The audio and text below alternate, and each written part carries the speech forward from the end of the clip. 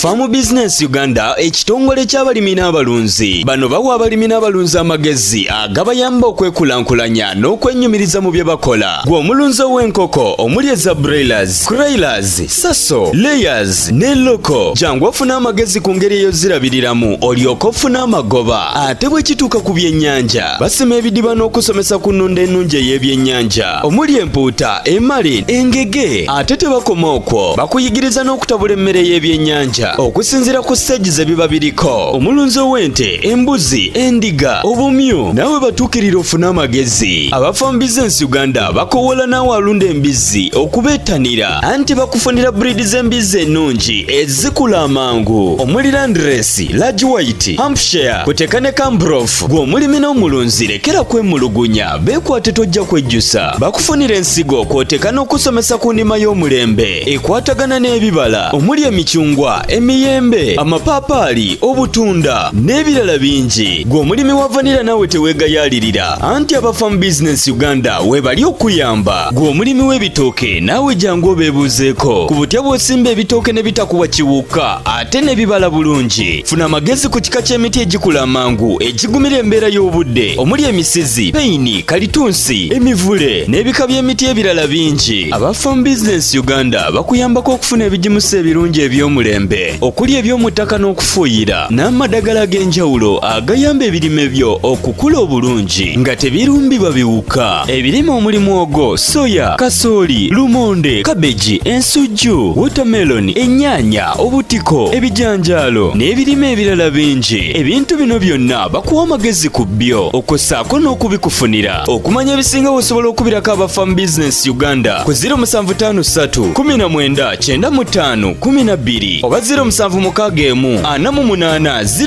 0004. Osobola n'obafunira ku WhatsApp ku 0752 83 84 89. Farm Business Uganda, farmer to farmer, mulimi ku mulimi.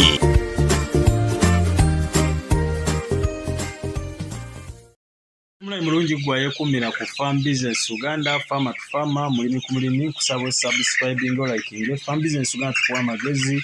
agakuyambako okufuna mu kulima ne mu kulunda mu mbeera ezifaananako bwese. Kusaba subscribing, liking, sharing link tegeeza abantu abalala bonna nti waliwo Farm Business ensonga ekyabalimi n'abalunzi abakuwa amagezi mu nsonga ez'okulima ne mu nsonga ez'okulunda. Tuli kwambuka ku kiyumba waggulu olyoke olabe ate waggulu enko eno gye zigenda okuba nga zidda ne dokita osooka osooti ekifo ekifunda n'oba ng'osookiya okikozesa bulungi. Tuli kutambula ne Dr. Joseph Mangeni omu ku balimi baffe ate abalunzi baffe aga nti osobola okufuula okulima n'okulunda okubeera bizinesi bwenno ali eyo. Kozesa ekitundu ky'olina osobola okuba nga okikulaakulanya mu mbeera ezifaananako bwezityo. Kati enko zaffe zigenda kudda eno gwali okuba nga otulaba mu mbeera ezifaananako okwo bwezityo. Wetegereza obulungi tuba tuzze tolaba nti n'embeera y'obudde ekyuseemuko. Olw'ensonga nti ate ofuna nnyingi bawola ekiyumba kyaffe kyonna nti kiyingiza empewo n'obulungi. Ekifo kye tukoleramu kifunda tuli settingi ya kibuga nga woyingira osobola otyo yiyiza abantu bafulumya bwetagisa kulayika n'amataka n'emumwa wetagala akafo akafunda osobola wamikyo ekitambula bulungi nnyo osinga nga bwewambi kirowoozeza. Kati eno waggulu gye tuze enkoko zaffe zivudde mu buluding stage eri tezikyetaaga bbugudu zivudde eri wansi yonna tuzizeemu waggulu zeyagala bulungi waliwo empewo nnyingi environment nnungi eri kizitataganya olaba nti kibazenga bulungi kikubategeka kuyingira enkoko zeyagala bulungi. Tuli waggulu ku mayumba malala space ntono etwalekaga ekiyumba kyaffe ziri enkoko zaffe eri waggulu omwana wali eri n'omwali endala kati waliwo twalundiranga buleira ebeera buluda mbeeramu eza wiiki oba emu oba nnaku asawa nabaawo ezewiiki nga 2-3 zibatwala ne wali kyetugenda okukola zijja kuba zitandise ofuluma ate nga watu mubuluda tulinamu ezikola ki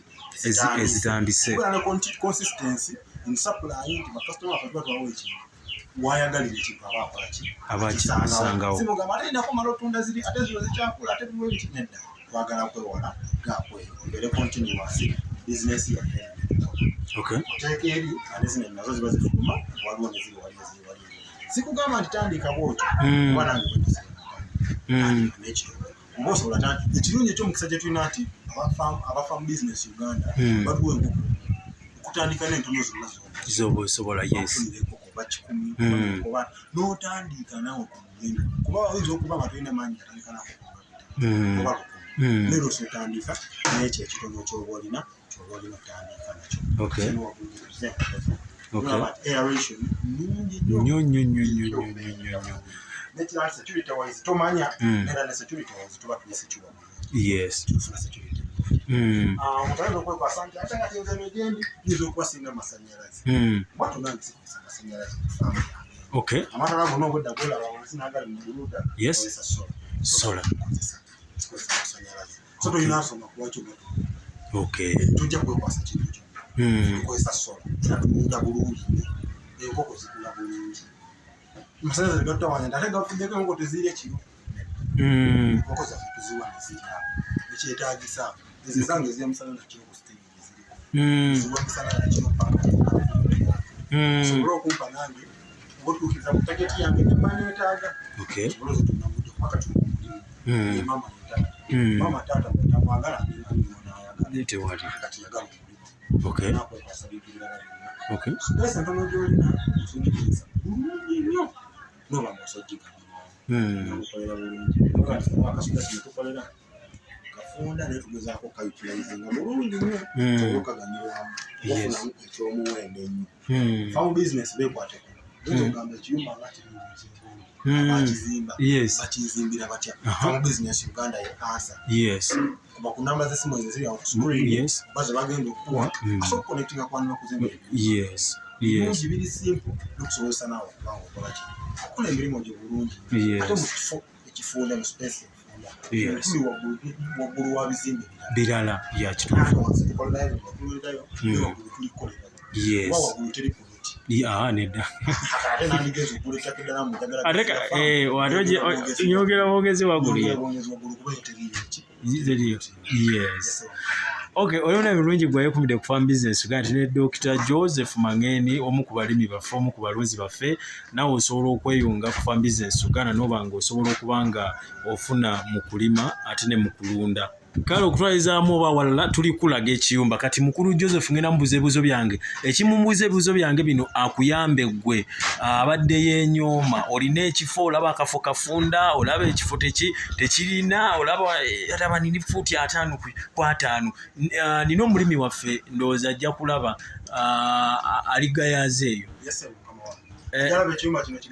eyo yazimba ekiyumba nga bwokiraba kino bwe kiti naye nga ekyo nenyuwa embanga mbala poloti eriyinza oba nga eri 5 ku 5 kwe kuli ennyumba ye teyisika mu maaso naye ate n'ekiyumba bwe kiti so kati nga omuntu akyanoonya manyi Mr. Joseph we twalinga mu kyalo nga omuntu mubeerano naye nga ennyumba eyo kitegeeza noluna lujja ebyo tebikyaliwo ensi tekyayonoonebwa buli lukya tugaziyo abantu beeyongera obungi naate ettaka lyo teryeyongera liringa bwe liri fixed tulina utilizing oba okozesa ekikono kye tulina kiganyulwamu naye kisoboka zimba ebiyumba bya kalina oba oyongerawo kalina okola nga tula amawanga bagula waggulu w'amakalina mataka malala tugenda zaala abaana nabazaale bafuna abazzukulu n'abazzukulu n'abazzukulu balina kubeera ku ttaka lino so ettaka lisigala liri fixed naye kulikozeseza otya okuba ati mu bizinesi gonna gwoba okola fuba nnyo obeeko n'ekintu ekyenjawulo kyabalala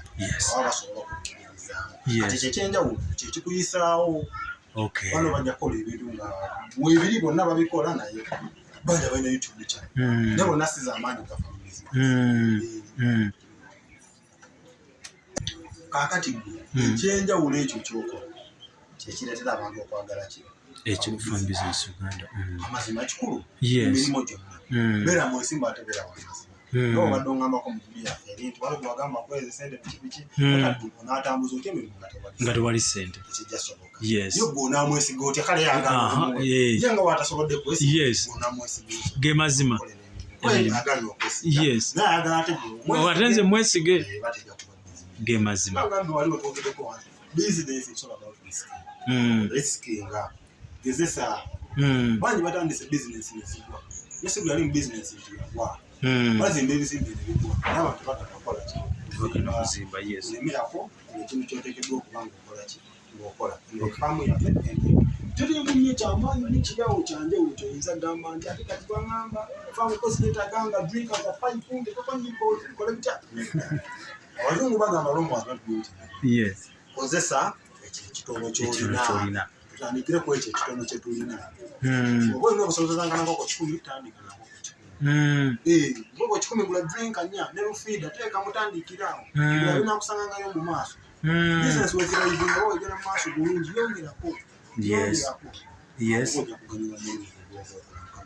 okay olaba ekyuma kyaffe titwagezaako nnyo okukizimbako mutindo ogwetaagisa ati kuba teyingira twazi wa shedi nga mpanvumuko wala embeera eyo nti ate nkuba erikuyingira mu kiyumba kyange kaleke kange genkozesa ekyembadde mbagamba wansi nti okukyusamuko mu bukuta ereke genkozesa ekamu obutesi mu bukuta bwange kukyusa kuli wansi nebudda waggulu kuli waggulu nebudda wansi ekiyumba nekisigala nga kikawa naye mbanga okusobola okulunda bulungi okay oli ku Farm Business Uganda farmer to farmer mulimi ku mulimi tulina omulimi waffe Dr. Joseph Mageni tutambula naye so nkusaba nti nno osobola okutweyambisa noba ng'osofuna ebiyumba ebirungi osofuna enkoko ennungi osofuna ebintu ebikozesebwa mu kulima ne mu kulunda ebintu ebitali mu pulunyu ebintu ebirungi enkoko ennungi sagera kulwalirira so Farm Business Uganda ekyo tukyesiga mu mbeera ezifaananako bwe zityo Mr. Joseph omuntu oli ayinza okwagala otegeera nti waliwo abamu abagamba obutuli buno obunyonyi buyingira ekintu ekyo oli ogenda kimunyonnyola otya kakati abamu bakozesa kye tuyita wire mesh yes bateekamu wire mesh mu yes nobanga omuntu okusobola kukola ki kuyingira oteekamu kibaadvisable n'oteekamu wire mesh kati ffe engeri gye tuli nti faamu yaffe tukyagizimba ezimbibwa yes ogiraba nti lumu ebintu ebimu obuyagala katinga process yakituufu kasitamba ng'asooka walemyayo okuyingira mu kiyumba kyange yes ekyokunyonyi mu kitundu wendi si bwamaanyi kubanga kibuga n'emiti sigyemindi giryawo yes n'omukote terakutataaaabatisaawo nateekamu butesi butimba okay so wakonkolera bulungi nnyo era faamu yange siginaamu nnyo mutawaana bonna webaza omuntu oyo ali eyo kirowoozo kiki ekyamagezi ky'oyinza okuwa omuntu atannaba kutandika kulunda abadde atya enkoko yayingirako mu nkoko n'akola loosi baamusomeramu bubi baamutomeza njagala okozesa eddakiika nga 5 omuntu oyo magezi goyinza omuba kiki ky'oyinza okwogera eri abantu abatannabatandika nanti kinaabo abaludde mu bizinensi omusajja omu yagamba nti ekyo ky'omanyi waliwo akimanyi okusinga ng'oyinza okulowooza nti noomanyi naye ate otegeeranga nti n'ekyo ky'omanyi ate waliwo akimanyi okusinga ate n'omuntu akubira engoma n'okola ki n'ozina kakati omubaka bwe nnyinza okuwa abalabe baffe abafa mu bizinensi Uganda abaleeyo abatulaba ky'olina okusaako essira oba tonabatandika tandika oba obadde tonabatandika tandika oba abadde otandise lemerako topowa lemerako topowa ojja kuba ofunamu ekyo ekintu kyonna kyokola ki kyokola oba kati ffe omuntu gwe takolangako naye ayinza okuba nga tandika oba obadde tonabatandika tandika oba otandise lemerako teri kyogenda kukola nga temuli challenges zibaawo alongawe oba mubaamu ensobi ezibaamu mu mugendo naye topowa ebyo ebikusomooza kasita bijja just biyigireko otambule ogende mu maaso biyigireko weeyongereyo paka wonaasobola okuganyula mu kintu ekyo kubanga ensobi zo zibaawo mu bantu tufuna ensobi abantu olumu bafunamu obutakwatagana naye olaba maama wo gwazaalibwa naye mutukana oba maama ayakuzaala mutukana embanga tubire kukaanya abawutu abantu bosanze oba omulimu ogwo gwobwondi gujja kubamu ebisoomooza naye lemerako sigala basoma ne bannyabo abaganda bagamba nti n'alima awagonda atera nannyuka leka twayagadde okyalirako ku mulimi waffe oba ku mulunzi waffe Dr. Joseph Mangeni tubalage nti ekituufu bizinensi eno ey'okulunda gitaddemu amaanyi ate nga muvubuka muto. So twagala nnyo okutandika tubeffe tuleme kubeera kubavumirira gavumenti nti tukoze obubi tukoze bweti. Eno gavumenti eyinza otukalakata. Omusajja omu ali mu Busoga Profesa Nabwiso ndoza ali mu FDC yatugamba mbu gavumenti eno ejja kutulya tukyolye ejjatumanya tukyolye paka kakati alimu FDC yennyini kakati basawo ne banyabo okwewala okukyolya ate bwa nti lwakyatukyolya mbategeeza nti tuyingire mu kulima. Kati waba omuvubuka omutongo ono ng'olaba nga yeenyumiririza so nawe osobola okubeeyo ne tukwatako ne tukuyamba ne tukuteekerateekera ky'olina pooti ya 5 ku 10 ogigikozesa ky'oligize oguze ettaka lyeyo mu Buwarabu oli bweru wa ggwanga ettaka yo olituuzizza tusobola okuyamba olikulaakulanya noba ng'osobola okufunamu enkoko tezikyafa bannaye mpozi nga zikuwadde yatalina mutima gwa kulunda naye ffe waneeno nga farm business nga tukutegeeza nti enkoko essaawa zino tekyali kizibu gye tuli okubanga zitulwalako banga zitufiisa ate bwe tuzibuludinga ffe nyine tuzikwewera ate kisingirawo ddala mu mbeera efaanayo kubanga tukuuma erinnya kubanga erinnya terizimbika tuzimbye erinnya lino okumala emyaka mingi kakati tetwagala limenyekera ate mu mwaka gumu. Ekyala ini ya vidiyo ezikugamba nti okukyamukira kuyinza kutya okulemesa ofuna mu kulima singa mukulu Joseph ono yali mu kukyamukira nanaatuula kusomesebwa osanga temwandi mulina ku farm business Uganda kubanga abantu kyamukiridde n'oyagala oteekewo ekinene n'oyagala okole binene gwe tokola butono oyagala by'amaanyi naye ebyo binene byonoonya ebimu ku bigenda okubanga bikukoza loosi. Mbadde nsaba webale kunkyalirako kyekisooka then ekyokulala mbadde nsaba okomewoku abagoberera bafuba abalungi bafabadde bakufamu bizinesi bajje balabewo tutuuse n'omugendo gwaffe wakati enkoko kyamukisa mube nti tuzitandise ziri mu bbanga eryo yes naye tuwemuka ebbanga maaso yes njagala okomewera ku okay tubalage wo tunaba tutuuse n'enkoko zaffe okay nga tuzitadde neno waggulu ziri eno mu stage endala okay abalunzi baffe basobole okuba nga bafuna ebyokuyiga ebyenjawulo basobole okunyumiriza awo tujja basomesa record keeping awo tujja obakwatira yes schedules oba mu byenkoko ebintu tebiggwayo obayigiriza ne ku ndwadde naffe tuli nnyo mu kuziyiza wabula oyita omusawo oyagala kufuna sente sente kiba kikosa tuli nnyo mu kuziyiza twagala kuziyiza oba kuyigiriza nakola otya enkoko z'okubanga ziwangala nga nnyingi tukyalira ku farm business Uganda twagala nnyo abayi baffe tubaagala nnyo musigale nga musubscribe ku channel yaffe neya farm business Uganda mu maaso eyo tujja kudda ne mu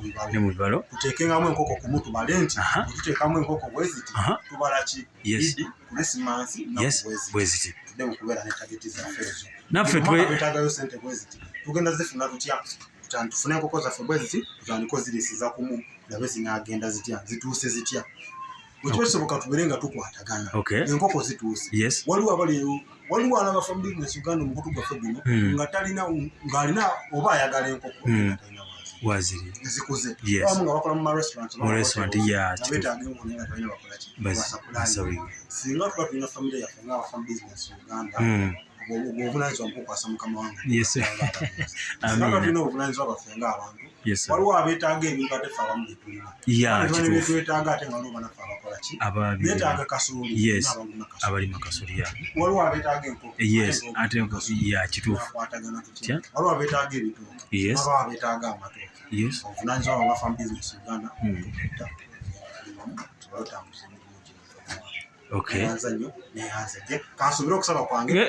okuza kuyisemu okoye Dr. Joseph mukwano gwaffe nnyo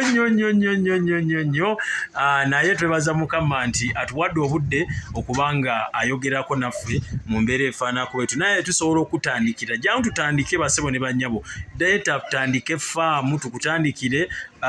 tugendako mawo ne videos endala ku ne Mr. Joseph Mangeni omu ku balimi bafatira mukwano gwaffe mu mbeera efaanako bwesyo tandikira awo ate nonno video tunayongera endala tuga nti farm business ga farmer to farmer mulimi kulimi subscribing liking enkoko weziri tusobola okutegekera faamu ey'okulima akosaako n'ey'okulunda kati ffe katuddeyo tujja kubanga tusinkana ate olunaku olunda.